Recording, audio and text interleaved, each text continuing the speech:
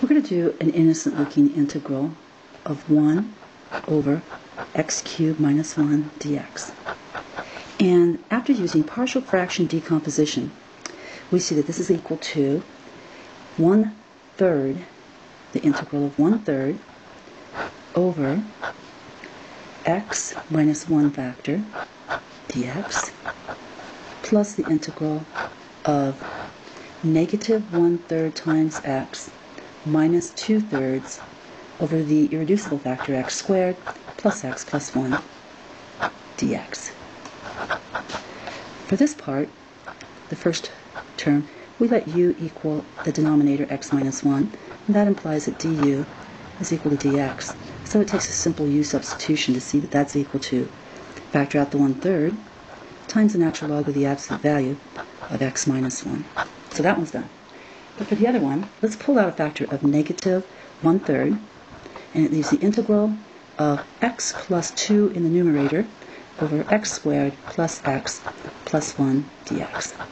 So we're going to work on this part. This is a difficult part. First thing we're going to do is, see, we'd like to do a u substitution. So we say we'll call it, instead of u, since we already used u, we'll say let v equal the denominator x squared plus x plus 1. And that implies that dv is equal to 2 times x plus 1 dx. So we're going to need a 2x plus 1 in the numerator out of this negative 1/3 integral x plus 2 over the second degree factor. And the way we're going to do this is, first, we're going to multiply the top and bottom by 2. So this portion is equal to negative 1/3 times the integral of 2x plus 4. That's the result of multiplying the top by 2 over 2 times x squared plus x plus 1 on the bottom dx. So all we did is multiply top and bottom by 2. Now I'm going to bring this factor of 2 out to the front, and I'll have negative 1/6 times the integral of, now I'm going to start breaking this thing apart because all I want is 2x plus 1 in the numerator. So I'll have 2x plus 1, and the stuff that's left over is a positive 3. I'm going to move it out to the right side. Now, on the denominator will be just the x squared plus x plus 1 for the first term, and for the second term also the same denominator because we just broke up the fraction dx. Okay. Alright, so let's break off the first integral because that's ready to be evaluated. That's negative 1/6 times the integral of 2x plus 1 over x squared plus x plus 1 dx. That's ready from our u substitution, my v substitution. Plus, we have the negative 1/6, but I'm going to bring out a factor of 3. So we have negative 1/6 times 3 times the integral of 1 over x squared plus x plus 1 dx. Of course, this is going to cancel, and we'll end up with negative 1/2. Now over here is where we apply this let v equal x squared that we were discussing earlier. So this is equal to negative 1/6 times the integral of 1 over u du. I'm sorry, it's 1 over v dv. And then the rest of the material here, minus 1/2 times the integral of 1 over x squared plus x plus 1 dx.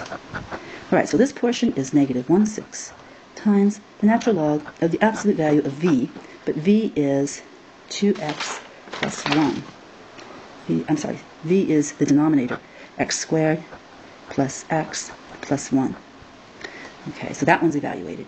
Now comes the tricky part. What are we going to do with this guy? This minus 1/2 times the integral of 1 over x squared plus x plus 1 dx. That's the one that's a problem for us. And what we're going to do is recognize that if we complete the square, we're going to complete square in the denominator, and then we're going to use this formula from our notes that says the integral of 1 over x squared minus a squared dx is equal to 1 over a times the inverse tangent of x over a. Okay, so that's the plan. We'll have to do some work before we can do that. So we're just going to concentrate on this integral. And we're going to complete the square. Completing the square in the denominator would be x squared plus x plus half the factor of x, which is the coefficient 1, squared, and then subtract the same thing, half the coefficient of x squared, and don't forget the plus 1 that was in the denominator. That gives us x plus 1/2, parenthesis, squared, minus 1/2 squared would be 1/4. Negative 1/4 plus 1 is 3/4. And then let's write this as the difference between two squares. That will be x plus 1/2 squared minus the square root of 3 over 2 squared. So now we have the form in the denominator there for which we can use the formula. But we're going to have to make a modification. We're going to have to let u, well, we can't use u, let's use w. Let w equal x plus 1. That's the first term that's being squared, 1/2, x plus 1/2. And that implies that dw equals just dx. And let the a portion in the formula equal the second guy that's being squared. That's the square root of 3 over 2.